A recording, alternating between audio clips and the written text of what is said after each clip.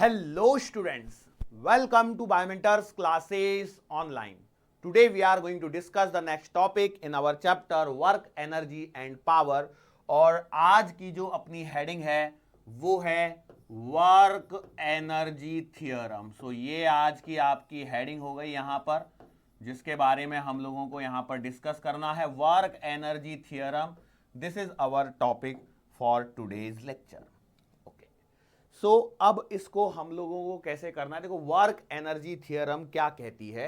तो भैया देखो हम लोगों ने बोला लेट से हमारे पास में एक सरफेस के ऊपर, अब देखो ये सरफेस स्मूथ है, फ्रिक्शन है, क्या है, उससे हमें कोई लेना देना नहीं है. अभी मैंने बोला लेट से यहां पर एक एम मास का ब्लॉक है. मैंने क्या बोला, लेट से यहां पर एक एम मास का ब्लॉक है जो जिसकी वेलोसिटी इनिशियली मैंने मान लिया u है. जिसकी वेलोसिटी इनिशियली मैंने क्या मान ली, u है. और इस पर एक फोर्स F लगाया जा रहा है. इस पर एक फोर्स F लगाया जा रहा है. ये इसकी इनिशियल पोजीशन हो गई.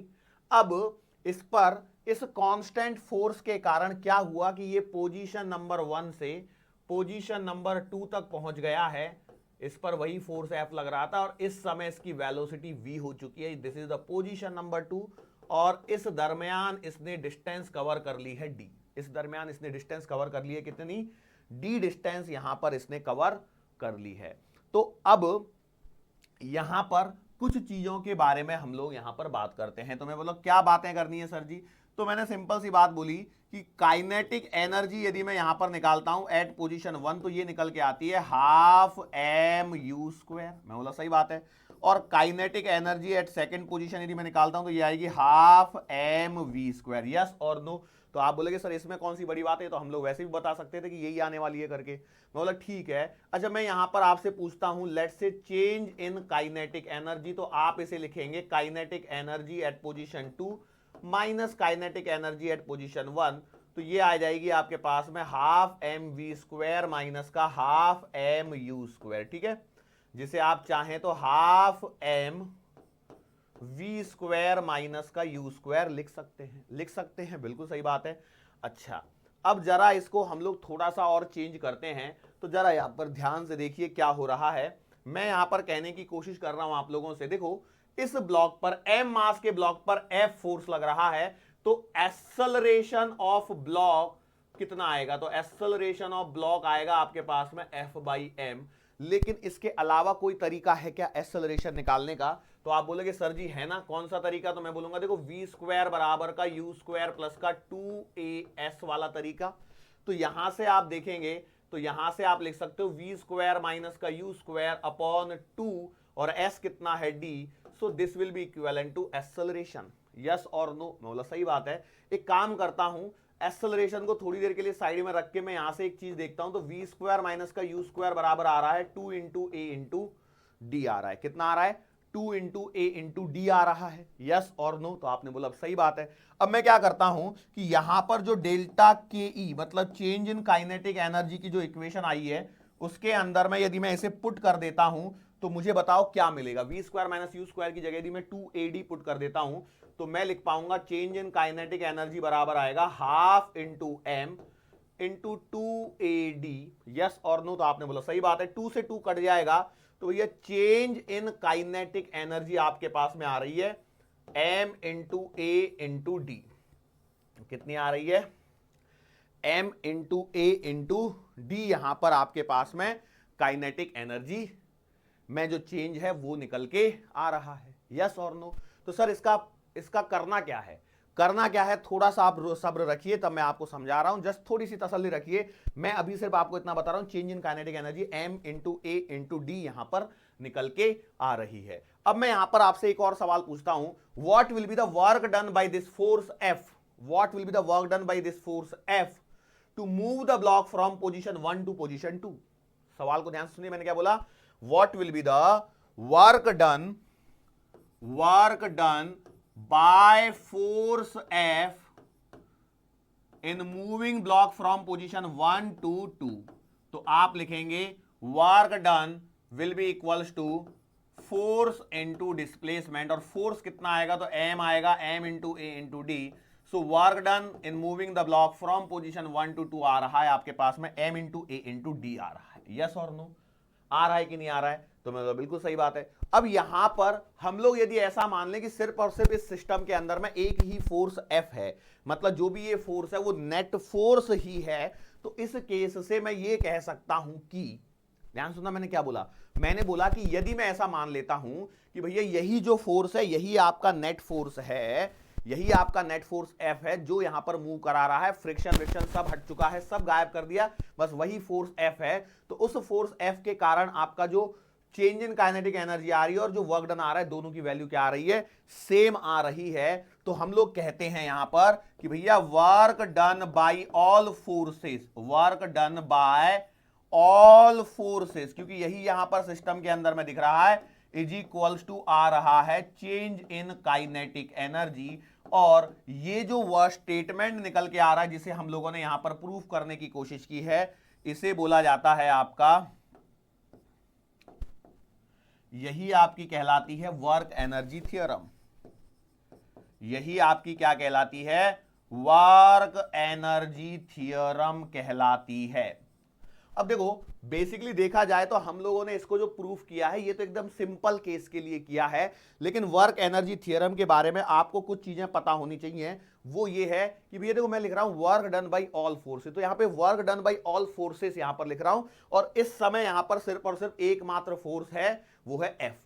अब कई लोग बोलेंगे सर ग्रेविटी भी तो है, तो आप जरा देखिए ग्रेविटी यहां पर ऐसे लगेगी तो mg नीचे लगेगा, डिस्प्लेसमेंट इस डायरेक्शन में, एंगल 90 डिग्री है, तो वर्क डन 0 है ग्रेविटी का, तो उसको लिखूं चाहे नहीं लिखूं कोई फर्क नहीं पड़ेगा। अच्छा अब मैं यहां से आपको एक और चीज बताने की कोशिश करता हूं, जो ग्रेविटी है that is a conservative force. वो कैसा फोर्स है? कंजर्वेटिव फोर्स है। अच्छा फ्रिक्शन यदि आ जाता है तो वो एक नॉन कंजर्वेटिव टाइप का फोर्स बन जाएगा, यस और नो? मैंने बोला सही बात है। अच्छा यहां पर ऐसा भी पॉसिबल है कि फ्रेम ऑफ रेफरेंस चेंज करके हम लोग बात कर सकते हैं। सो कुल मिला के यहां पर कुछ भी पॉसिबल है, तो इन्हीं चीजों को हम लोग यहां पर जरा एलेबोरेट करने की यदि मैं कोशिश करता हूं तो आई कैन से दैट, मैं कह सकता हूं कि work done by all forces is equals to change in kinetic energy, that is your work energy theorem. ये आपकी वर्क एनर्जी थ्योरम है। हम लोगों ने जो प्रूफ किया है वो एक सिंपल एग्जांपल के लिए प्रूफ किया है, लेकिन it is applicable for everything, it is applicable for everything, हर चीज के लिए ये क्या है? एप्लीकेबल है। मैं बोला ठीक है सर जी कोई बात नहीं। अब ये work done by all forces का क्या मीनिंग है? What do you mean by work done by all forces? इसका मीनिंग क्या है? तो इसका मीनिंग ये है कि जब कभी भी आपसे ये बात चल रही है तो इसका मीनिंग है work done by external force plus work done by conservative force plus work done by non conservative force plus work done by pseudo force, इसको भी काउंट कर लेते हैं। मतलब इसका मतलब देखो एक बात ध्यान से सुनिए, वर्क डन जो है वो आपका फ्रेम ऑफ रेफरेंस पर डिपेंड करता है, ये बात आप जानते हैं। वर्क डन आपका फ्रेम ऑफ रेफरेंस पर डिपेंड करता है, और यदि work done frame of reference पर डिपेंड करेगा तो आप लोगों को हो सकता है कि कई बार कोई ऐसी सिचुएशन निकल के आए जहां पर स्यूडो फोर्स भी आ सकता है। भाई आ सकता ही नहीं आ सकता, यदि फ्रेम ऑफ रेफरेंस चेंज कर दोगे तो स्यूडो फोर्स लगाना पड़ जाएगा।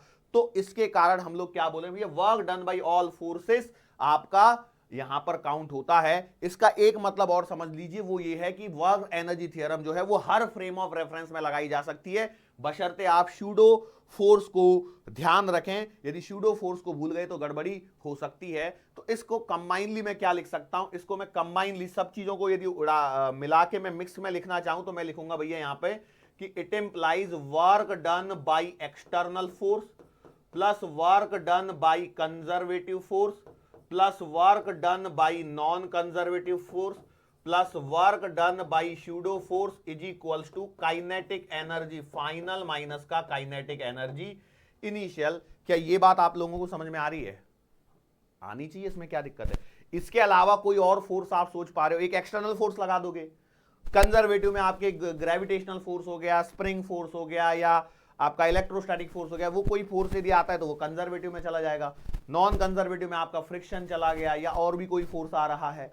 अच्छा स्यूडो फोर्स तभी आपका काम आएगा जब फ्रेम ऑफ रेफरेंस की जरूरत होगी। तो इसके अलावा यहां पर और कोई फोर्स का वर्क डन हो ही नहीं सकता है, और वो सारे फोर्सेस का वर्क डन मिला के kinetic energy final minus kinetic energy initial के बराबर यहां पर बन रहा है। मतलब ठीक है सर जी, और क्या कर सकते हैं इसके अंदर? तो एक चीज को यहां पर आप देखिए, work done by conservative force जब मैं लिखता हूं तो इसका मीनिंग होता है पोटेंशियल एनर्जी इनिशियल माइनस का पोटेंशियल एनर्जी फाइनल। यस और नो, क्या यही इसका मीनिंग है? तो आप बोलोगे यस यही इसका मीनिंग है। तो इस चीज को उठा के यहां पर इसकी जगह यदि रिप्लेस कर दूं तो क्या बन जाएगा?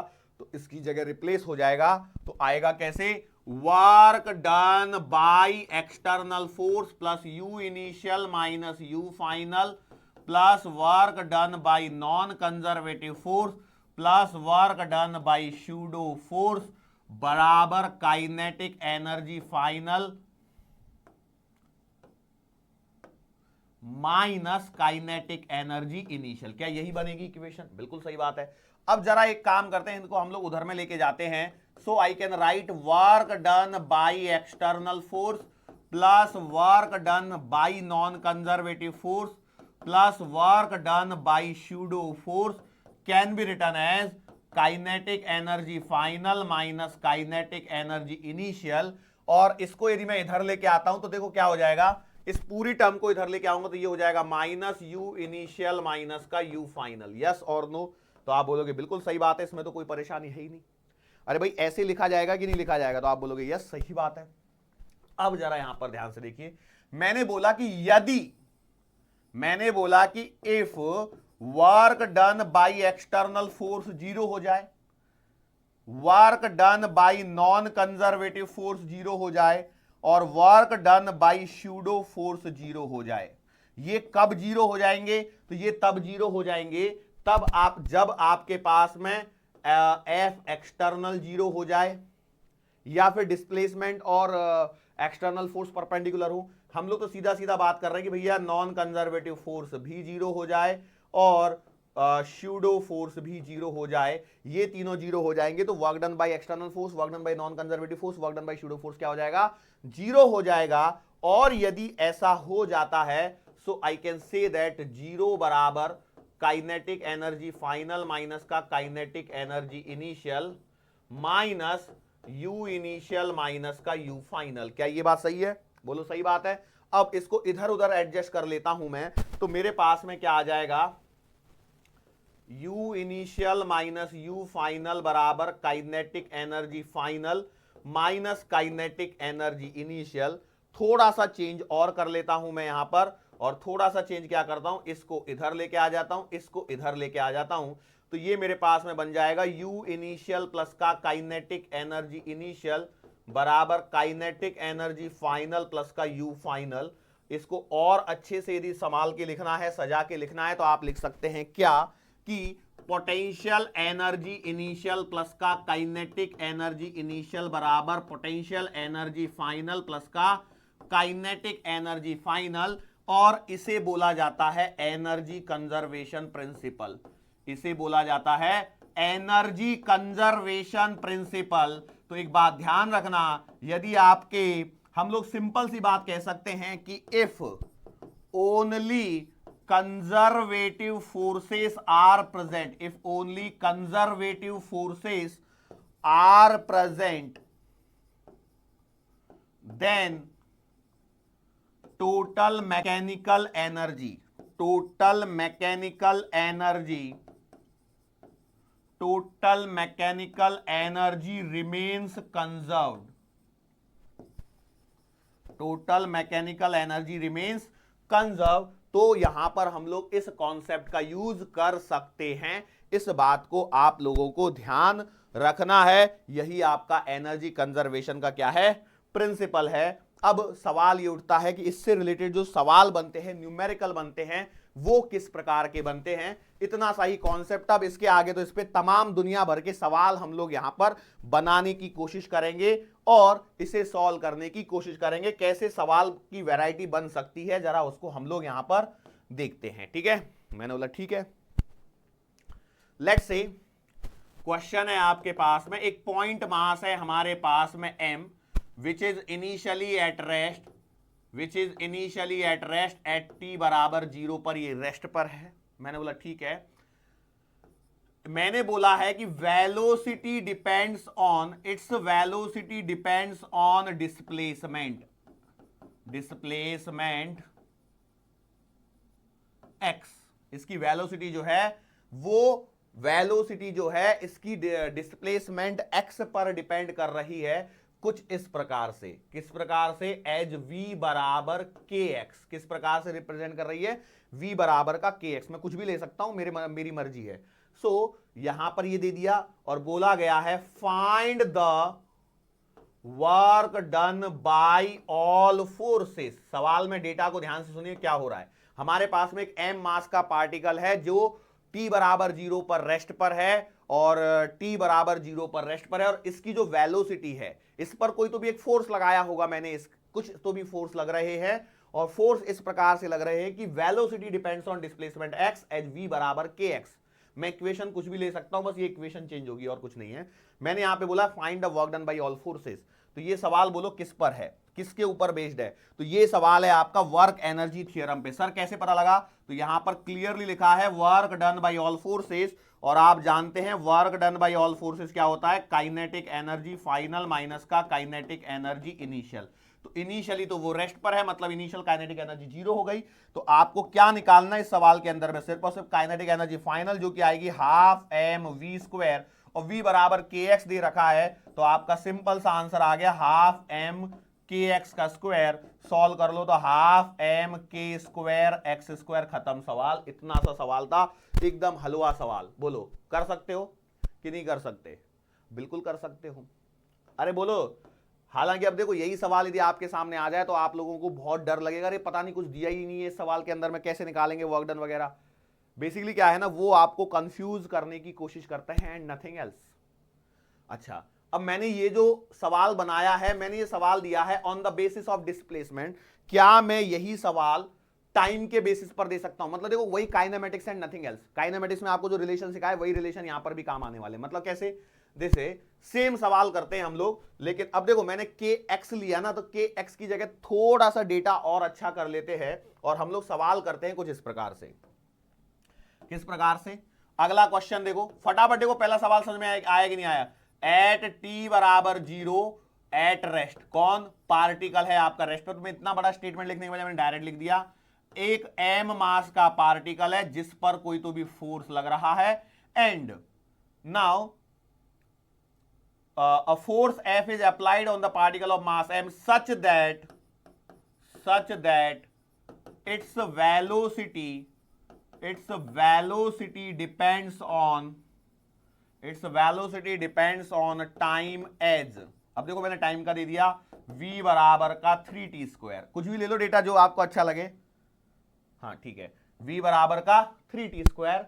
So find work done by all forces, find work done by all forces in 1 second. अब मैं 1 सेकेंड लिखा हूं, आपको अच्छा नहीं लग रहा तो आप 10 सेकेंड करके सॉल्व कर लीजिए, 2 सेकेंड करके कर लीजिए, 5 सेकेंड करके कर लीजिए, जो चाहिए वो कर सकते हैं। सवाल बोलो, सवाल को कैसे आइडेंटिफाई करोगे? सवाल के अंदर में पूछा है work done by all forces, तो work done by all forces का हमेशा मतलब क्या है कि आपको निकालना है काइनेटिक एनर्जी फाइनल माइनस का काइनेटिक एनर्जी इनिशियल। मैंने सवाल का लेवल बहुत ही आसान रखा है। At t equals to 0 particle is at rest. मैं इसको और थोड़ा सा चेंज करूंगा, अगला सवाल देखना उसमें क्या आएगा। ठीक है, तो इनिशियली तो t बराबर 0 पर पार्टिकल आपका रेस्ट पर है, तो काइनेटिक एनर्जी फाइनल आपको बस निकालनी है। तो काइनेटिक एनर्जी फाइनल क्या आएगी? तो आप लिखोगे काइनेटिक एनर्जी फाइनल आएगी हाफ एम वी स्क्वायर। लेकिन v क्या है? तो v है भैया आपका 3t स्क्वायर, बराबर है। तो वेलोसिटी एट t बराबर 1 कितनी आएगी? तो v बराबर आएगा 3 इंटू 1 का स्क्वायर, मतलब का 3 मीटर पर सेकेंड। वैल्यू को उठाओ और इसके अंदर में डाल दो। So therefore I can right kinetic energy final बराबर हाफ इंटू m। अब m मैंने दिया नहीं है, आपको जो अच्छा लगे, 2 किलोग्राम 5 किलो 2 किलोग्राम 4 किलोग्राम, क्यों? 2 से डिवाइड हो जाएगा इसके लिए, इनटू ये आएगा 3 का स्क्वायर। तो भैया काइनेटिक एनर्जी फाइनल आ रही है आपके पास में 9m/2। सो अब m की वैल्यू पर ही तो डिपेंड कर रहा है, और कुछ है क्या इसके अंदर में? कुछ भी नहीं है। अब m की वैल्यू जो चाहे मैं दे सकता हूं। पिछले सवाल में भी नहीं दी थी मैंने, तो इस सवाल में भी नहीं दे रहा हूं, कोई फर्क पड़ेगा? So that's the answer. तो ये आपने काइनेटिक एनर्जी फाइनल निकाली है, वही आपका आंसर है work done by all forces का। क्या ये बात समझ में आ गई? Are you sure enough? बोलो। अरे क्लियर है क्या? कोई दिक्कत हुई? अरे कोई दिक्कत नहीं होती है, बस आपको कॉन्सेप्ट पे पकड़ना है। कॉन्सेप्ट मेरा क्या चल रहा है, work done by all forces equals to change in kinetic energy final minus kinetic energy initial, that is the work done by all forces. और यही कॉन्सेप्ट है वर्क एनर्जी थ्योरम का। बोलो कितना सिंपल सवाल होता है, सीधा सीधा वो पूछ लेता है work done by all forces. अब इसके अंदर में वो घुमाएगा क्या, तो घुमा ये सकता है कि work done by all forces दे दिया, kinetic energy final minus kinetic energy initial बराबर है। तो इसमें से हो सकता है वो कोई दो चीजें दे दे और तीसरी चीज पूछ ले, या इसको थोड़ा सा और मॉडिफाई करेगा तो यहां पर एक चीज और आ सकती है, work done by all forces equal to half M V final का स्क्वायर माइनस का हाफ एम वी इनिशियल का स्क्वायर। तो अब देखो 1 2 3 4 चीजें बन रही हैं, तो 4 में से कोई 3 दे देगा, स्पीड वगैरह निकलवा सकता है, तो ये चीजें यहां पर पूछ सकता है। अच्छा, चीजों को यहां पर देने के साथ में वो इसको अब काइनेमेटिक्स में लेके जा सकता है एक्सेलरेशन निकालने के लिए। सर वो कैसे निकलवाएगा, तो सिंपल सी बात है, देखो यहां पर आपको वी इनिशियल और वी फाइनल का पता लग गया, अब टाइम की बात और कर लो तो आप एक्सेलरेशन निकाल सकते हैं। निकाल सकते नहीं निकाल सकते, बिल्कुल यही लेवल के सवाल होते हैं। अब मैं हर एक सवाल को करवाऊंगा तो बहुत टाइम लगेगा। कॉन्सेप्ट को पकड़ लीजिए और यहां पर नोट डाउन करते हुए चलिए जो मैं चीजों को बोल रहा हूं। मैंने क्या बोला यहां पर, सर वो तो आपको मालूम क्या बोला, हमें थोड़ी मालूम है। अरे बाप रे, मैंने बोला ये वैरायटी बन रही है। मैंने अब तक जो 2 सवाल पूछे, दोनों सवालों में मैंने सीधा सीधा बोल दिया work done by all forces find out कर दो, find out the work done by all forces. लेकिन मैं सवाल को घुमा सकता हूं कि नहीं घुमा सकता, यदि मेरे पास में समय हो, मैं बैठूं आराम से, तो मैं अलग अलग तरह का सवाल बना सकता हूं, आराम से बना सकता हूं। यस और नो, आप भी बना सकते हैं, ऐसा नहीं है कि आप नहीं बना सकते। मैं कोई मेरे ऊपर थोड़ी कोई 2 सींग उंग रहे हैं तो मेरे पास कोई एक्स्ट्रा बुद्धि है, नहीं, वही है सब। क्लियर है, वही आपको मिली थी वही मेरे को मिली थी। हाँ, अब कुछ लोगों की बात अलग है जो दूसरी बार लाइन में लगे थे, जिन्होंने दूसरी बार बुद्धि ली थी, उनकी बात अलग है। अब कई आधे लोगों को जो की समझ में नहीं आया दूसरी बार बुद्धि कब मिलती है ना। चलो सेम सवाल को हम लोग वापस से रिपीट करते हैं। क्वेश्चन है आपके पास में, a particle of 2 kg, a particle, ऐसे नहीं, मास तो लिखा ही नहीं है वर्ड मैंने, a particle of mass 2 kg is subjected to a force of F such that it changes its velocity as v बराबर का, वही सवाल लिया है 3t स्क्वायर प्लस का 2, 3t स्क्वायर प्लस का 2 नहीं दिख रहा होगा तो 2 को वापस बना देता हूं, 3t स्क्वायर प्लस का 2, find work done by this force in 2 second. लो सब कुछ डेटा 2 2 2 2 कर लिया, बोलो अब करो कैसे करना है भैया। आप सिंपल सी बात है, work done by this force बोल दिया तो अरे दिस फोर्स का क्या मतलब है, कोई फर्क थोड़ी पड़ रहा, दिस फोर्स एफ है। अब इस एफ के कारण हो क्या रहा है, वेलोसिटी में चेंज आ रहा है, तो भैया आप लिखोगे वर्क डन बराबर kinetic energy final minus kinetic energy initial.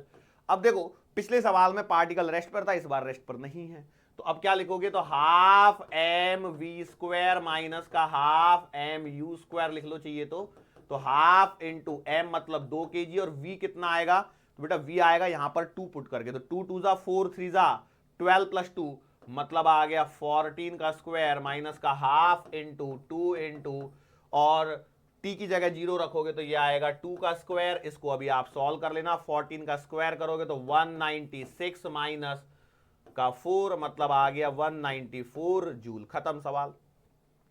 बोलो कितना आसान है सवाल। अरे कर सकते हो कि नहीं कर सकते, बिल्कुल किया जा सकता है, ऐसी कोई डरने की जरूरत है ही नहीं इन सवालों के अंदर। क्या ये बात समझ में आ गई आप लोगों को, बोलो कर सकते हो आराम से। सर कॉन्फिडेंस तो बूस्ट हो रहा है। अच्छा अब जैसे मैं आपसे पूछूं एक्सेलरेशन निकालना है, तो भाई एक्सेलरेशन निकालना है, तो यदि मैं सवाल के अंदर में find a work done by this force in 2 second की जगह मैं पूछूं कि एक्सेलरेशन निकालना है, तो यार एक बात बताओ, एक्सेलरेशन निकालना है तो वेलोसिटी की इक्वेशन तो डायरेक्ट दे रखी है, तो एक्सेलरेशन में दिमाग लगाने की जरूरत नहीं है। ए बराबर क्या आएगा, dv बाई dt, यहां से आपको एक्सेलरेशन की इक्वेशन मिल जाएगी। अरे मिल जाएगी कि नहीं मिल जाएगी, बस खत्म। कहा सवाल, काइनेमेटिक्स का सवाल बन जाएगा। तो जिसको हम लोगों को अब यहां पर दिमाग नहीं लगाना है, हम लोगों को तो यहां से रिलेटेड जो सवाल है उन्हीं को हम लोगों को देखना है। ठीक है, अगला क्वेश्चन देखो करते हैं हम लोग। हमारे पास में एक इंक्लाइन प्लेन है, हमारे पास में एक इंक्लाइन प्लेन है जिसका एंगल ऑफ इंक्लिनेशन है थीटा, और इसकी जो हाइट है वो है आपकी h। ठीक है, मतलब ठीक है, यहां पर मेरे पास में एक m मास का ब्लॉक है, ये सरफेस है आपकी स्मूथ, सरफेस है आपकी कैसी, स्मूथ सरफेस है, और इस स्मूथ सरफेस पर मैंने इस m मास के ब्लॉक को रख दिया and now it is released. अब मैंने इसको क्या कर दिया, छोड़ दिया। अब मैंने क्या कर दिया, इसको छोड़ दिया। सवाल ये है मेरा, find velocity of block, find velocity of block when it reaches at bottom, when it reaches at bottom, जब वो यहां पर बॉटम पे पहुंच जाएगा, मतलब यहां पहुंच जाएगा, तो आपको बतानी है कि इस समय इसकी वेलोसिटी कितनी आएगी। अब देखो सवाल, सर इस सवाल को कैसे करेंगे, ये तो काइनेमेटिक्स का सवाल है। तो बेटा देखो बेसिकली क्या है कि यदि हम लोग यहां पर एनर्जी की बात कर रहे हैं, वर्क एनर्जी पावर वाले चैप्टर के अंदर में, तो बेसिकली ये सवाल उसी से रिलेटेड ही होना चाहिए, यस और नो। तो अब देखो इस सवाल को कैसे करते हैं।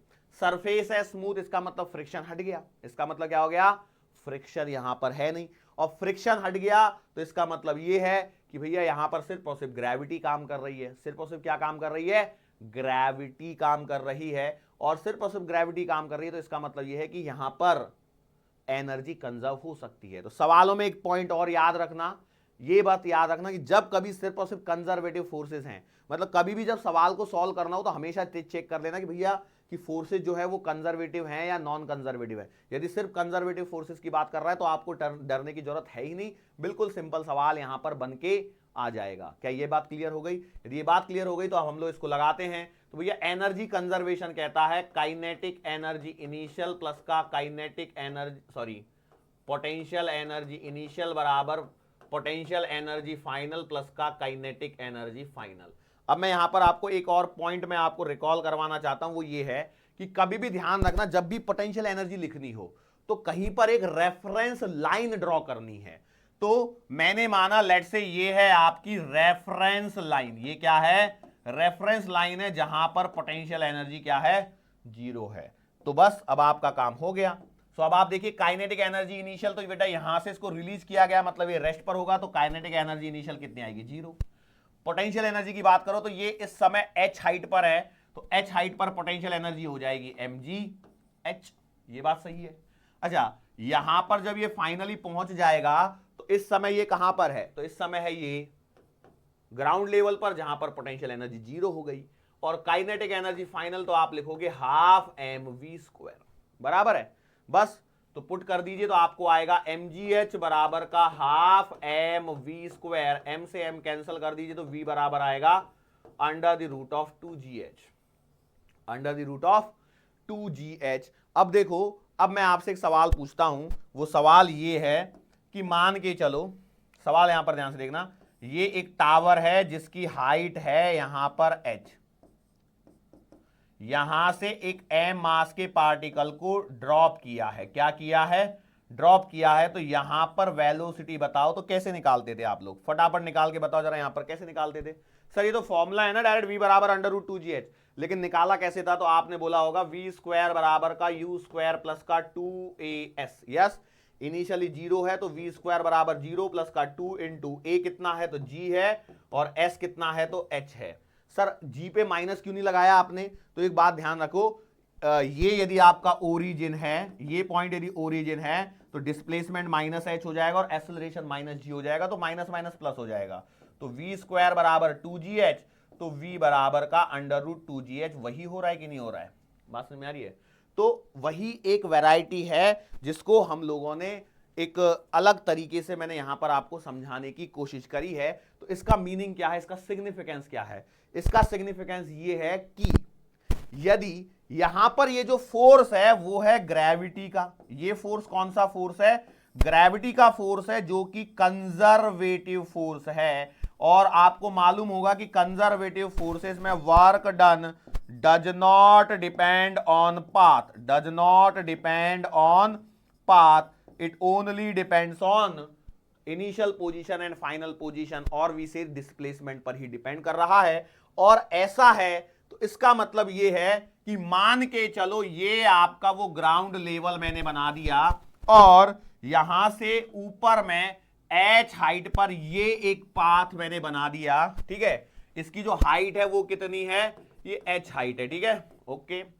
अब यहां से लेकर के यहां तक ये फर्स्ट पोजीशन है, तो यहां से यदि मेरा पार्टिकल सीधा यहां तक आता है, या फिर ये ऐसे ऐसे ऐसे घूमते हुए यहां पे आता है, देखो ये ऐसा एक मैंने बना दिया, ये एंगल थीटा, चलो इसको भी कंप्लीट करके बना लो, ये एंगल थीटा, या फिर मैंने सीधा यहां से ड्रॉप कर दिया और यहां पर आ गया। कोई भी पाथ ले लो, ऐसा भी हो सकता है कि यहां से यहां यहां करते हुए ऐसे आ गया। अरे कैसे भी किसी भी पाथ से आने दो, कोई फर्क नहीं पड़ने वाला है। या फिर एक काम करो, इस पाथ को ऐसा नहीं बनाओ, थोड़ा सा अच्छा वाला पाथ बना लो, लाइक ऐसे कर्वेचर, देखो ऐसे कर्वेचर दे दिया, ठीक है। तो ऐसा नहीं है कि इस बार कुछ आंसर अलग आ जाएगा, ठीक है, आंसर सेम ही आएगा, थीटा बीटा से कोई फर्क नहीं पड़ रहा है यहाँ पे। आपको बस ये श्योर है कि ये हाइट h है, तो हर केस में नीचे वाले पॉइंट पर जब वेलोसिटी आएगी तो वो कितनी आएगी, √2gh आएगी। क्यों, ओनली कंजर्वेटिव फोर्स। ध्यान रखना सरफेस स्मूथ होनी चाहिए, यदि सरफेस स्मूथ नहीं है तो बेसिकली वो आपसे सवाल भी नहीं पूछेगा ऐसे वाले। क्यों, इसमें तो ये पाथ पर डिपेंडेंसी हो जाएगी और फिर वो सवाल जेई में चला जाएगा, फिर आपके मेडिकल में नहीं बचेगा वो सवाल। सर ऐसा क्यों बेटा, क्योंकि इसमें पाथ की लेंथ निकालनी पड़ेगी, पाथ की लेंथ निकालनी पड़ेगी। यहां पे ये पैराबोला बना दिया, तो पैराबोला की पाथ की लेंथ निकालना वो सब हमारे लिए सिलेबस में है नहीं, वो मैथमेटिकल वाले पार्ट है। तो इन चीजों को ध्यान रखना, मतलब जिसकी जरूरत हमें है ही नहीं उसको यहां पर इंक्लूड करने की बिल्कुल जरूरत नहीं है। अब हो सकता है कि अब कई लोग जो होंगे जो जेई की प्रिपरेशन वगैरह कर रहे होंगे तो वो करेंगे अपना, लेकिन हम लोगों का फोकस क्या है, मेडिकल एंट्रेंस एग्जाम हमारा फोकस है, और हम लोग वही सवालों को करते हुए आगे बढ़ेंगे। ऐसे सवाल करके कोई अर्थ नहीं है जो पूछे ही नहीं जाएंगे, कभी भी नहीं पूछे जाएंगे। बात क्लियर है, is it clear to you? Okay, तो भैया ये यहां पर आपका एक पॉइंट हो गया। ऐसा ही हम लोग एक और सवाल कर लेते हैं, ऐसा ही हम लोग क्या कर लेते हैं, एक और सवाल कर लेते हैं, रिलेटेड ही है। क्वेश्चन है, देखो मैंने क्या किया, एक टावर लिया h हाइट का, ठीक है, h हाइट के टावर से एक मैंने लेट्स से हमारे पास में u वेलोसिटी से थीटा एंगल पर एक ऑब्जेक्ट को मैंने क्या कर दिया, जिसका मास आपके पास में m है, m मास के ऑब्जेक्ट को u वेलोसिटी से थीटा एंगल पर प्रोजेक्टाइल करा दिया। अब सवाल ये पूछा गया है कि जब ये यहां से लौट के यहां पर आएगा तो बताओ इसकी वेलोसिटी कितनी होगी। अब बेसिकली ये सवाल आप क्या बोलते हैं, प्रोजेक्टाइल मोशन के कॉन्सेप्ट से भी कर सकते हैं, ऐसा नहीं है कि नहीं कर सकते, लेकिन अब इस सवाल को, सेम सवाल को हम लोग एनर्जी कंजर्वेशन से करेंगे तो देखो कितनी आसानी से हो जाएगा, ठीक है। सो भैया आसानी से कैसे, तो अब देखो यहां पर जब ये सवाल पूछा गया तो इसका मतलब ये है कि air resistance is negligible, air resistance is negligible, क्योंकि दिया ही नहीं है तो मतलब डेफिनेट सी बात है रेजिस्टेंस नेग्लिजिबल है, क्योंकि यदि उसको काउंट करेंगे तो वो नॉन कंजर्वेटिव फोर्स का वर्क डन फिर लिखना पड़ जाएगा, तो वो देगा ही नहीं ऐसी कोई चीज, वो ऐसी कोई चीज देगा ही नहीं एग्जामिनर। भैया आपको सवाल जल्दी से जल्दी सॉल्व करना है, तो कैसे करोगे, तो एनर्जी कंजर्व होगी, तो आप लिखो इस पोजीशन को 1 मान लो, इस पोजीशन को आप 2 मान लो, तो भैया काइनेटिक एनर्जी एट 1 प्लस का पोटेंशियल एनर्जी एट 1 बराबर काइनेटिक एनर्जी एट 2 प्लस का पोटेंशियल एनर्जी एट 2। इन सवालों को करते समय मैंने हमेशा आपको बोला है कि एक रेफरेंस लाइन कंसीडर कर लीजिए, तो मैंने इस लाइन को रेफरेंस लाइन मान लिया, ये है आपकी रेफरेंस लाइन। तो भैया यहां पर पोटेंशियल एनर्जी क्या हो गई, 0 हो गई। शायद आपको दिखा नहीं होगा, हो सकता है ये चमकदार कलर है तो आपको दिख नहीं रहा हो, लेकिन कोई दिक्कत नहीं है, लेकिन ये यहां पर मैंने एक लाइन बना दी है, ठीक है, इस हाइट पर। ओके, बोलो काइनेटिक एनर्जी एट 1, तो भैया यहां पर u वेलोसिटी तो आप लिखोगे half m u square plus का पोटेंशियल एनर्जी एट 1, तो भैया इस हाइट पर पोटेंशियल एनर्जी आएगी mgh बराबर, यहां पर काइनेटिक एनर्जी लिखी जाएगी half m v square plus का यहां पर पोटेंशियल एनर्जी है 0। सो अब यहां पर देखो आप क्या क्या कैंसिल कर सकते हो, m कैंसिल कर सकते हो, बिल्कुल कर सकते हो। अच्छा 2 से मैं मल्टीप्लाई कर देता हूं तो ये बन जाएगा कितना, u स्क्वायर प्लस का 2gh बराबर का v स्क्वायर, आपको सवाल में पूछा क्या गया है, फटाफट बताओ क्या पूछा गया है, वेलोसिटी। तो भैया v बराबर आ जाएगा under the root of u square plus का 2gh। खत्म हो गया ये सवाल। अरे हुआ कि नहीं हुआ? अरे आराम से होना चाहिए भैया, इस सवाल में तो कोई दिक्कत थी भी नहीं। अब इस सवाल में एक खास बात देखो क्या है, मैंने जो थीटा एंगल दिया उसका कहीं यूज हुआ? कोई यूज नहीं हुआ, इसीलिए तो ये सवाल दिया गया यहाँ पे। यदि मैं यही चीज प्रोजेक्टाइल मोशन में सिखा रहा होता तो मैं उस समय एंगल देता 37 डिग्री का, इनिशियल वेलोसिटी देता यू वगैरह कुछ तो भी, और उसके बेसिस पर कैलकुलेशन के लिए कुछ चीजें देता। क्यों? तब हम लोग काइनेमेटिक्स के हिसाब से सवाल सीख रहे होते थे, मतलब मोशन इन अ प्लेन के हिसाब से सवाल सीख रहे होते थे। अब हम लोग एनर्जी कंजर्वेशन सीख रहे हैं, तो भैया यहाँ पे बिल्कुल टेंशन है ही नहीं कुछ। अरे है क्या कोई टेंशन? अब मैं कहीं पर भी पूछ लूं आपसे बीच में, कर सकते हो, बस एनर्जी कंजर्व करानी है। अच्छा एक बात ध्यान से दो, एक बात ध्यान से देखो, वो क्या है कि मान के चलो ये आपका टावर मैंने यहां पर वापस से बना ले रहा हूं, ये टावर मैंने यहां पर वापस से बना लिया जिसकी हाइट है h, ठीक है, इसकी हाइट है h। अब मान के चलो इस पार्टिकल को मैंने ऐसे फेंका होता, ऐसे फेंके होता, ऐसे फेंका होता, ऐसे फेंका होता, ऐसे फेंका होता, ऐसे फेंका होता, कैसे भी फेंका होता, तो आंसर में कोई चेंज आता क्या? फटाफट से देख के बताओ, क्या आंसर में कोई चेंज आता?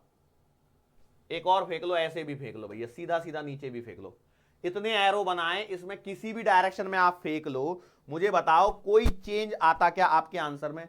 बिल्कुल भी चेंज नहीं आता। क्या ये बात समझ में आ रही है? Are you getting my point? Yes और नो? बिल्कुल सही बात है, श्योर है? ओके आगे बढ़ो। चलो अब और अच्छा लेवल का थोड़ा सा सवाल कराते हैं हम लोग। अब देखो हम लोग क्या करते हैं, सवालों को थोड़ा थोड़ा सा लेवल बढ़ाने की कोशिश कर रहे हैं। तो मैंने क्या किया, क्वेश्चन के अंदर में लेट्स से हमारे पास में एक हेमिस्फेरिकल बाउल है, कटोरी है, उल्टी रख दी है, ओके। इसकी जो रेडियस है आपके पास में, इसकी रेडियस है r, और इसके टॉप पर मैंने एक मास रख दिया m, ठीक है। ये जो सरफेस है वो है आपकी स्मूथ या फिर फ्रिक्शनलेस। अब फ्रिक्शनलेस सरफेस दे रहा हूं, इसका मतलब ये है कि मैं आपसे एनर्जी कंजर्व करवाना चाहता हूं। इसका सिंपल सा मतलब ये है कि मैं आपसे एनर्जी कंजर्व करवाना चाहता हूं। सवाल के अंदर में क्या बोला गया है कि यहां पर तो ये है भैया एट रेस्ट, यहां पर तो ये है एट रेस्ट। मैंने क्या किया, थोड़ा सा जर्क दिया, थोड़ा सा क्या दिया, जर्क। जर्क कितना? लिटिल जर्क, ठीक है, थोड़ा सा जर्क दिया। जब जर्क मैंने दिया तो मान के चलो ये यहां पर थीटा एंगल पर इस पोजीशन पर पहुंच गया है। इस समय इसकी वेलोसिटी आपको बतानी है। अब नीचे पूछता तो कोई दिक्कत ही नहीं है, नीचे तो आप सीधा सीधा लिख देते √2gr। अरे भाई नीचे तो आप सीधा सीधा √2gr लिख देते थे, यस और नो? बिल्कुल सही बात है, लेकिन मैंने यहां पर थीटा एंगल पर पूछ लिया। तो अब बताओ कैसे करोगे, सवाल को स्टार्ट कर दीजिए, कैसे प्रोसीड करोगे? तो भैया सिंपल सी बात है, सरफेस स्मूथ है या इसे फ्रिक्शन लेस बोलिए। जहां तक मुझे याद आ रहा है बुकलेट में लेस वर्ड रह गया है, फ्रिक्शन लेस की जगह सिर्फ फ्रिक्शन ही रह गया वहां पे शायद, जहां तक मुझे याद है। आप एक बार क्रॉस चेक जरूर करके देख लेना, बुकलेट में फ्रिक्शन लिखा है कि फ्रिक्शन लेस लिखा है। यदि एनर्जी कंजर्वेशन का से कॉन्सेप्ट से सवाल सॉल्व हुआ है, मतलब डेफिनेटली वो फ्रिक्शन लेस ही होना चाहिए। Assume the surface as a frictionless, ऐसा होना चाहिए। तो लेस वेस नहीं आया होगा टाइप, जहां तक मुझे याद आ रहा है, कि मैंने एक बार नजर तो मारी हुई है बुकलेट पे, लेकिन काफी टाइम हो गया उसको। ओके चलो आगे बढ़ते हैं हम लोग। तो क्या करते हैं, क्या करते हैं, बोलो कैसे करोगे भैया? देखो एक लेवल तो ये हो गया और एक लेवल ये हो गया। अब सवाल को जरा ध्यान से देखते हैं हम लोग कैसे कर सकते हैं। तो मैंने बोला देखो यहां पर मैंने क्या करता हूं, देखो इस वाली हाइट को कंसीडर करता हूं, तो ये एंगल थीटा, तो ये एंगल थीटा। सर इसको क्यों कंसीडर कर रहे हो, तो इसका रीजन समझ लीजिए। मैंने आपको हमेशा बताया कि एक आपको रेफरेंस लेवल कंसीडर करना है। तो मैंने इस लाइन को, देखो मैंने यहां पे हरा हरा सा थोड़ा सा दिख रहा होगा, ये है आपकी रेफरेंस लाइन, जहां पर आपकी पोटेंशियल एनर्जी हो गई जीरो। एक जगह पे पोटेंशियल एनर्जी जीरो होने का एक फायदा होता है, क्या कि आपका सवाल आधा तो वैसे ही सॉल्व हो गया। क्लियर है? अब सरफेस स्मूथ है मतलब एनर्जी कंजर्वेशन, तो आप लिखोगे काइनेटिक एनर्जी इनिशियल प्लस का पोटेंशियल एनर्जी इनिशियल बराबर काइनेटिक एनर्जी फाइनल प्लस का पोटेंशियल एनर्जी फाइनल। अच्छा कोई जरूरी है रेफरेंस लाइन वही ली जाए? कोई जरूरी नहीं है। अच्छा एक काम करते हैं, रेफरेंस लाइन, कई लोगों के मन में होगा सर रेफरेंस लाइन यहां पे नहीं लेनी, हम तो कहीं और लेना चाहते हैं, तो ले सकते हैं, कोई दिक्कत नहीं है। लेकिन अब देखिए सवाल के अंदर मेरी यहां पर रेफरेंस लाइन ली है, तो इसका कॉम्प्लेक्सिटी क्या बढ़ रही है उसको मैं समझाने की कोशिश करता हूं। अब देखो काइनेटिक एनर्जी इनिशियल, तो ये तो आपको जीरो मिल जाएगी भाई, ये तो आपको जीरो मिल जाएगी। What about potential energy initial, तो क्या ये mgr आएगी? जैसे ही ये लिखा मतलब गलत हो गया आपका। सर कैसे गलत हो गया? देखो ग्राउंड से r हाइट पर है, यही मैं आपको समझाने की कोशिश कर रहा हूं। आपकी रेफरेंस लाइन यहां पर है, तो भैया आपको ये वाली हाइट के बारे में सोचना है, और ये वाली हाइट के बारे में कब सोच पाओगे? जब आप यहां पर इस डायग्राम पर फोकस करो। देखो ये रेडियस r है, ये एंगल आपका थीटा है, बराबर है। तो ये वाली जो साइड है ये कितनी आएगी? r cos थीटा आएगी। यस और नो?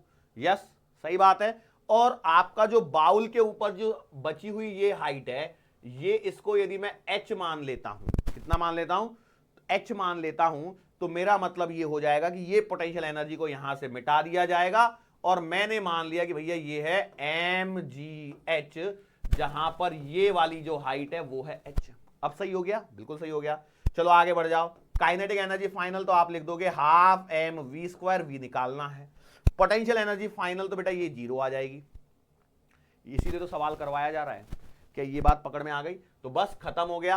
अब आपका h कितना आएगा, तो h पे फोकस करना है आपको। तो भैया h पे फोकस करने के लिए ध्यान दो, यहां से लेकर के यहां तक पूरा है r, और ये r cos थीटा है, तो h आएगा आपके पास में r माइनस का r cos theta. Just put the values and solve it, तो आप लिखोगे कितना?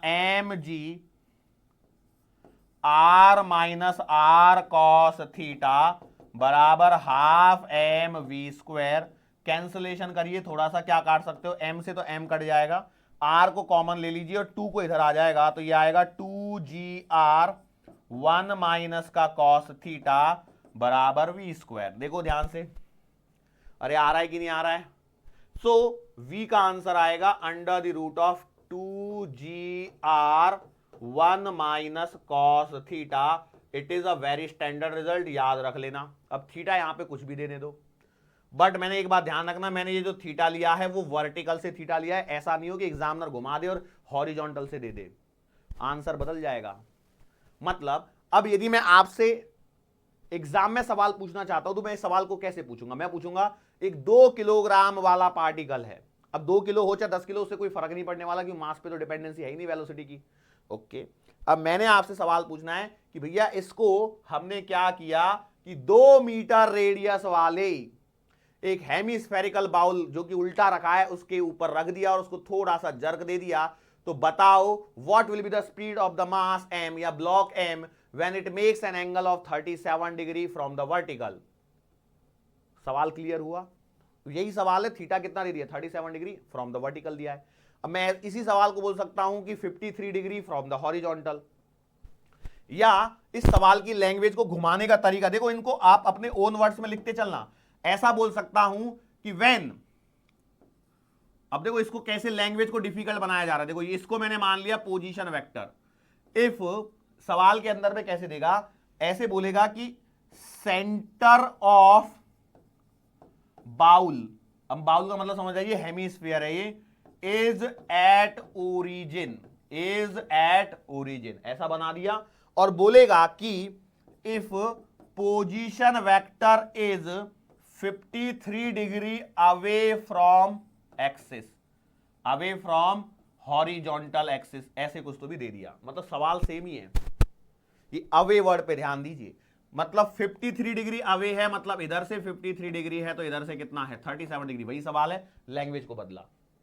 सवाल वही है, लैंग्वेज को बदला। देखो मेडिकल के बच्चों के साथ में एक ही प्रॉब्लम है, वो लैंग्वेज पर ध्यान नहीं देते हैं। सवाल की लैंग्वेज क्या है उसको यदि आपने एक बार पकड़ लिया तो सवाल के अंदर में कोई ज्यादा डिफिकल्टी नहीं होती है। इस बात को ध्यान में रखिए, आप कान गांठ मान लीजिए इस बात को। एक ही सवाल को मैं इतनी देर से पढ़ा रहा हूं, अलग अलग लैंग्वेज का इस्तेमाल करते हुए, अलग अलग लैंग्वेज का इस्तेमाल करते हुए, नथिंग एल्स, और कुछ है ही नहीं सवाल के अंदर में। Are you getting my point? Yes और नो? बस यही है इस सवाल के अंदर में। अब इसको याद रख लोगे स्टैंडर्ड रिजल्ट के तौर पे, तो आपको यदि एग्जाम में सवाल आता है तो आपका समय बच जाएगा, और कुछ नहीं है कैलकुलेशन करने का।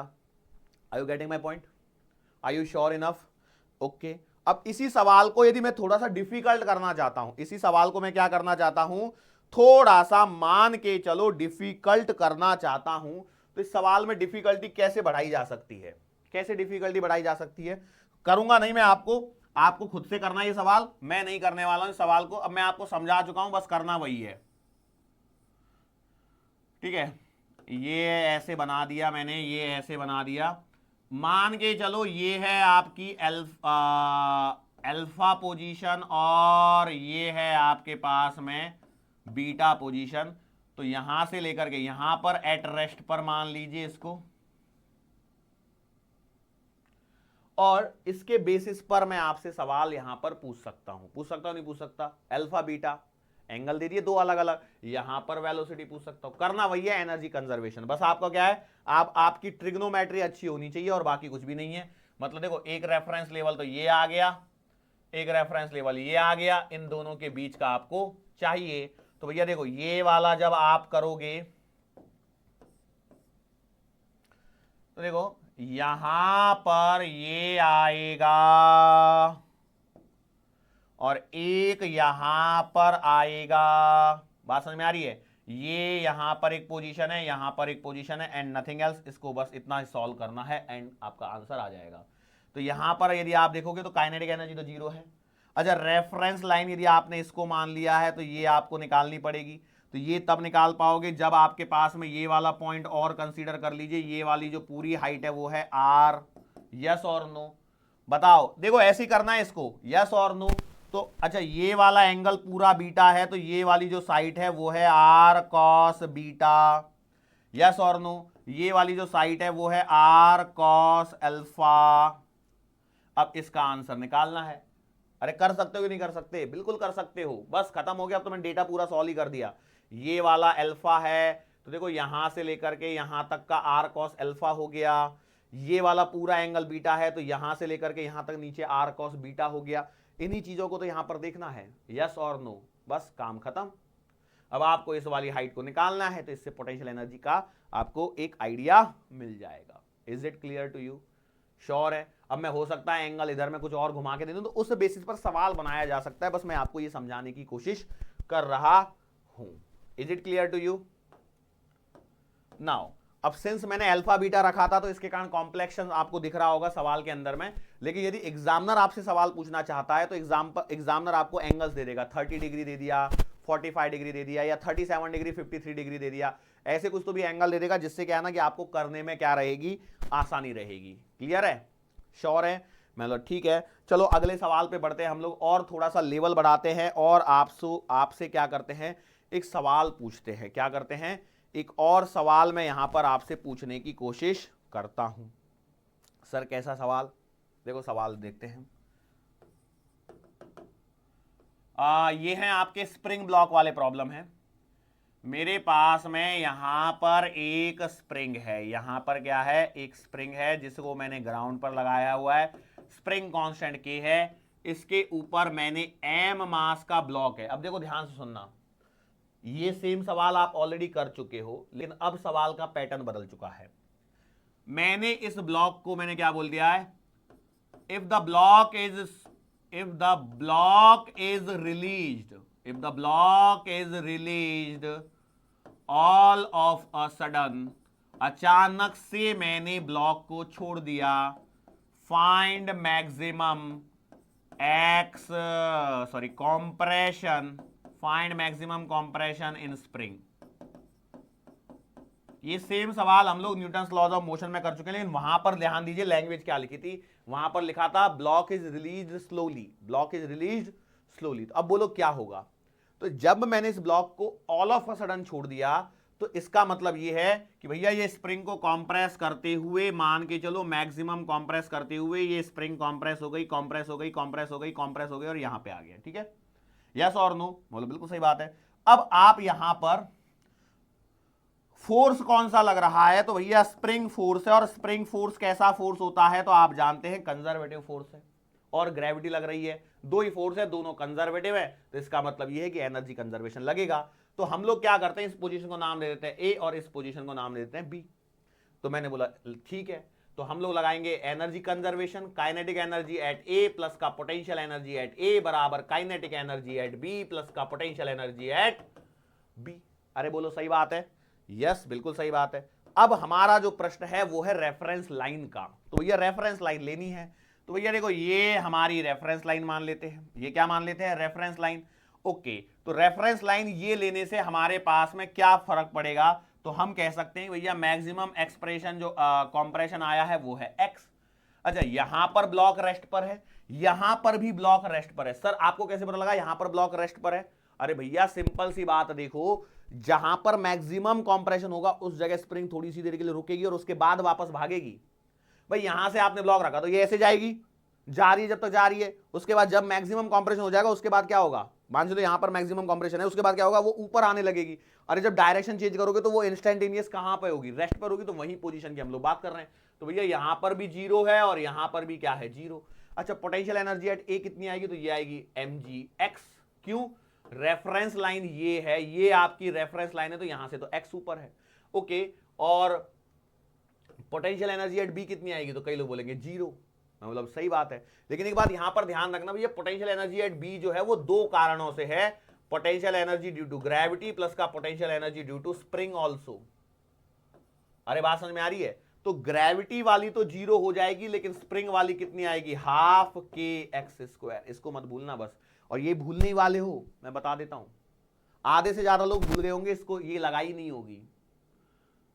सर सही पकड़े हो आप, हमने नहीं लगाई थी, हमने तो वही कर दिया। मैं बोला सॉल्व क्या, अरे भैया यदि आपने इसको जीरो कर दिया तो कॉमन सेंस से बताओ mgx बराबर जीरो, सॉल्व क्या कर रहे हो, कुछ भी सॉल्व नहीं हो रहा। क्लियर है? तो बस आपका हो गया। अब क्या करना है, mgx बराबर हाफ के एक्स स्क्वायर, एक एक्स से एक एक्स कट जाएगा तो x बराबर आएगा 2mg/k।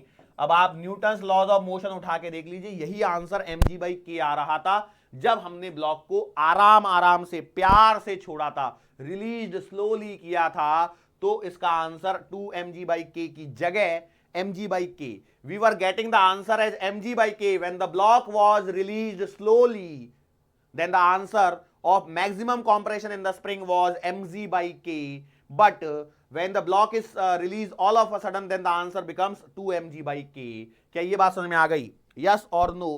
तो मैं बोला सही बात है। बेसिकली वहां पर ये सवाल ऐसे नहीं किया होगा, तो हो सकता है मैंने सवाल को ऐसे किया होगा। देखो कैसे किया होगा कि ये ऐसे स्प्रिंग लगाई होगी, यस और नो, इस पे मैंने एक ब्लॉक एम लटकाया होगा और मैंने बोला होगा इसको हाथ लगा के धीरे धीरे नीचे नीचे क्या किया है, आराम से छोड़ा है। तो जब उसमें कर रहे थे न्यूटन्स लॉज ऑफ मोशन में, देखो यदि मैंने क्या बोला, रिलीज्ड स्लोली लिखा, क्या लिखा, रिलीज्ड स्लोली लिखा है, तो क्या हो जाएगा, ये ऐसे ऐसे ऐसे ऐसे आएगी और यहां पर ये एम आएगा, यहां पर बैलेंसिंग हो जाएगी, यहां पर आपका mg, यहां पर स्प्रिंग फोर्स kx, और मैक्सिमम यहां पर एक्सपेंशन हो रहा हो तो यहां पर नेट फोर्स क्या हो जाएगा, जीरो। तो आप लिखोगे mg बराबर का kx, सो x बराबर का mg/k। यस और नो, ये सिंपल था। लेकिन यदि मैंने इसी के अंदर में मैंने क्या बोला होता कि released all of a sudden, अचानक से मैंने छोड़ दिया, तो सिचुएशन कुछ ऐसे बन जाएगी, ये यहां पर आ गया, ये एक लेवल है और नीचे का ये एक लेवल है, m नीचे mg लगी रहा है, ऊपर kx लगी रहा है, वो सब चीजें अपनी जगह है, उससे कोई मतलब नहीं है। लेकिन यहां पर क्या हो रहा है, जब ऑल ऑफ अ सडन आपने छोड़ा है तो ये ब्लॉक बीच में कहीं ना कहीं ब्लॉक में वेलोसिटी थी, बीच में ब्लॉक में कहीं ना कहीं क्या थी, वेलोसिटी थी। इस बात को ध्यान रखना, यही तो बस अंतर है। तो अब यहां पर जब आप लगा रहे होंगे तो यहां से लेकर के यहां तक एक रेफरेंस लाइन चाहिए। अब देखो मैं ऊपर वाली रेफरेंस लाइन ले लेता हूं, इस बार रेफरेंस लाइन यहां पे ले लेता हूं, तो क्या हो जाएगा, तो भैया यहां पर आएगा potential energy zero plus kinetic energy zero बराबर, यहां पर जब आप पोटेंशियल एनर्जी लिखोगे तो भैया ब्लॉक नीचे जा चुका है तो माइनस का mgx। सर माइनस क्यों लिया, रेफरेंस लाइन से नीचे जा रहे हो तो पोटेंशियल एनर्जी को नेगेटिव लिखोगे, ऊपर जाओगे तो पॉजिटिव लिखोगे, और प्लस का हाफ के एक्स स्क्वायर। अब एक्स का स्क्वायर है तो माइनस होगा तो कोई फर्क नहीं पड़ेगा, सॉल्व कर लेना, आंसर आएगा x बराबर का 2mg/k। यही सवाल है एंड नथिंग एल्स। बोलो सही बात है, समझ में आया कि नहीं आया, आराम से कर सकते थे। इसी सवाल को थोड़ा सा और डिफिकल्ट यदि मैं बनाना चाहता हूं तो क्या करूंगा, लो भाई इस सवाल को, मतलब जो पहला वाला सवाल था उसी सवाल की मैं बात कर रहा हूं, उसी सवाल की मैं बात कर रहा हूं। तो कैसे कर सकता हूं मैं, सवाल के देखो same type of variety of सवाल है। मैंने क्या किया, देखो यही एक आपकी स्प्रिंग है, जिसका स्प्रिंग कांस्टेंट k है। अब मैंने क्या किया, वही m मास के ब्लॉक को h हाइट से, मतलब क्या कर दिया, h हाइट से रिलीज कर दिया। तो अब बताना है कि भैया स्प्रिंग में कॉम्प्रेशन या जो भी है वो कितना आएगा, मैक्सिमम कितना कॉम्प्रेशन आएगा इसके अंदर में, किसके अंदर में, स्प्रिंग के अंदर में। बोलो कैसे करोगे। अब सवाल का लेवल थोड़ा सा बढ़ गया है, ठीक है। तो मैंने क्या बोला, देखो क्या होगा जब स्प्रिंग कॉम्प्रेस हो चुकी होगी, तो ये स्प्रिंग कहीं यहां पे कॉम्प्रेस होके यहां पे आ गई, मैं बोला सही बात है, ओके। तो मैंने बोला यहां से लेकर के यहां तक कितना हो गया, x हो गया, ओके। ग्रेविटी और स्प्रिंग दो ही फोर्सेस है, मतलब आपका एनर्जी क्या होगा, डेफिनेटली एनर्जी आपकी कंजर्व होगी, और एनर्जी कंजर्व होगी तो आप एनर्जी कंजर्वेशन यहां पर लगा सकते हैं। तो बोलो कहां से लगाते हैं, कहां रेफरेंस लाइन ले रहे हो, मैंने बोला ये ले लिया हम लोगों ने रेफरेंस लाइन। तो बोलो फटाफट लगाओ, kinetic energy at A plus का पोटेंशियल एनर्जी एट ए बराबर kinetic energy at B plus का potential energy at B. Spring के सवालों में एक फायदा ये होता है कि मैक्सिमम जहां पर कंप्रेशन या एलोंगेशन है उस समय काइनेटिक एनर्जी जीरो हो जाती है। तो ये जीरो है, ये जीरो है, तो डरने की जरूरत है नहीं। ये पोजीशन को ए मान लो, ये पोजीशन को बी मान लो, तो पोटेंशियल एनर्जी एट ए कितनी आएगी, तो ये आएगी आपके पास में mgh प्लस का x बराबर काइनेटिक एनर्जी एट बी बराबर जीरो है, पोटेंशियल एनर्जी एट बी कितनी आएगी, तो हाफ के एक्स स्क्वायर। यस और नो, तो आप बोलोगे यस ये बात तो सही है। अब आपको क्या सॉल्व करना है, एक्स सॉल्व करना है। तो देखो ये क्वाड्रेटिक इक्वेशन बनेगी, कैसे बनेगी, mgh प्लस का mgx बराबर हाफ के एक्स स्क्वायर, 2 से डिवाइड कर दो तो ये आएगा 2mgh प्लस का 2mgx बराबर का के एक्स स्क्वायर। यस और नो, सो इट इंप्लाइज ये बनेगा के एक्स स्क्वायर माइनस का 2mgx माइनस का 2mgh बराबर जीरो। यस और नो, बिल्कुल सही बात है। यहां से क्वाड्रेटिक सॉल्व करोगे तो x का आंसर आएगा माइनस का b, तो माइनस ऑफ माइनस का 2mg plus minus under the root of B square, तो इसका स्क्वायर करोगे तो आएगा 4m square G square minus 4 into A मतलब है k और c मतलब है माइनस 2mgh, तो 2mgh अपॉन 2 इंटू ए मतलब आएगा k। बाप रे इतना गंदा डेटा, यस आएगा भैया, इतना ही गंदा डेटा यहां पर निकल के आएगा। तो x बराबर आएगा, देखो माइनस माइनस तो हो जाएगा plus 2mg plus minus under the root of 4m square G square plus का, देखो 4 टू जा 8m जी एच के अपॉन 2k। अब ये आपके पास में आंसर मैंने यहां पर निकाल के दे दिया है। अब इसको आप चाहे जैसे आगे थोड़ा बहुत सॉल्व कर सकते हैं, डरने की जरूरत बिल्कुल भी नहीं है, ठीक है। अब आप चाहें तो यहां से mg कॉमन निकाल सकते हैं या 4mg कॉमन निकाल लीजिए। देखो क्या हो सकता है मैं आपको बताता हूं, इसके अंदर पॉसिबिलिटी क्या बनेगी, इस 2 से काटोगे तो ये 2 कट जाएगा, ये 4 कट जाएगा, लेकिन यहां पर 2 बचेगा। क्यों सर, 2 से 4 कैसे काट दिया, तो रूट के अंदर में है, क्या है, रूट के अंदर का 4 बाहर के 2 से कट जाता है, ठीक है। और यहां पर 8 है तो 4 कट जाएगा, 2 बच जाएगा, ठीक है। तो ये आंसर हो गया। आगे फर्दर सॉल्व करना चाहते हो तो mg कॉमन निकाल लीजिए और आपका आंसर आ जाएगा। क्या ये बात क्लियर है आप लोगों के दिमाग में, यस और नो, मैं बोला बिल्कुल सही बात है। अब देखो यहां से आगे सवालों का लेवल बढ़ाएंगे हम लोग, लेकिन इससे पहले मैं आपको एक सवाल देना चाहता हूं जो कि होमवर्क में रहेगा। सवाल आपको बुद्धि लगानी है, सवाल आपको खुद से सॉल्व करना है, ठीक है। मेरे पास में एक पुली ब्लॉक सिस्टम में ये स्प्रिंग है, अनंत लंबी स्प्रिंग है, यहां पर यहां से एक m मास का ब्लॉक है और मैंने बोला block is released, block is release. अब मैंने आगे कुछ बोला ही नहीं है, सिर्फ इतना ही बोल के छोड़ दिया, block is release, find maximum extension in the spring. This is the question for your homework, this is the question for your homework, ये आपका क्वेश्चन है होमवर्क के लिए। अच्छा ये स्प्रिंग जो है ये अनंत लंबी स्प्रिंग है, ठीक है, कितनी भी ऊपर जा सकती है, कोई दिक्कत नहीं है, ठीक है, श्योर है, कर सकते हैं। This is your homework problem, खुद से करके एक बार कोशिश जरूर करनी है और देखना है कि आंसर आ ही जाए। तो देखो आज के लेक्चर में हम लोगों ने बहुत सारी चीजें सीखी। वर्क एनर्जी थ्योरम के बारे में सीखा, जिसमें हम लोगों ने क्या सीखा, work done by all forces is always equal to change in kinetic energy, that is kinetic energy final minus kinetic energy initial. उसके बाद में मैंने बताया यदि आपका वर्क एनर्जी थ्योरम की बात करते हैं तो ये आप किसी भी फ्रेम ऑफ रेफरेंस में लगा सकते हैं, इसमें कोई डरने की जरूरत नहीं, बस सूडो फोर्स को के वर्क डन को काउंट करना नहीं भूलना है। अच्छा, यदि फ्रिक्शन वगैरह हो तो आपके work done by non conservative forces भी एप्लीकेबल होते हैं, तो उन चीजों को भी आपको क्या रखना है, ध्यान रखना है और उनको कंसिडरेशन में लेना है। इसके अलावा और क्या बोल सकता हूं, इसके अलावा और चीजें कुछ इस प्रकार से हैं कि यदि आपके सिस्टम में सिर्फ और सिर्फ कंजर्वेटिव फोर्सेस प्रेजेंट हो तो उस केस में आपकी एनर्जी कंजर्व रहती है और आप एनर्जी कंजर्वेशन लगा सकते हैं। और एनर्जी कंजर्वेशन कहता है kinetic energy at initial plus potential energy initial बराबर काइनेटिक एनर्जी फाइनल प्लस का potential energy final. That is the simple concept of energy conservation. उससे रिलेटेड सारे न्यूमेरिकल थे, तो उनको रिकॉल करवा के कोई मतलब नहीं बन के आता है, वो सेम न्यूमेरिकल्स ही रहेंगे। ठीक है, सो आज के लिए बेटा हम लोग यहां पर रुकते हैं, मुलाकात फिर से करेंगे आने वाले अगले लेक्चर के दरमियान। सो तब तक के लिए धन्यवाद।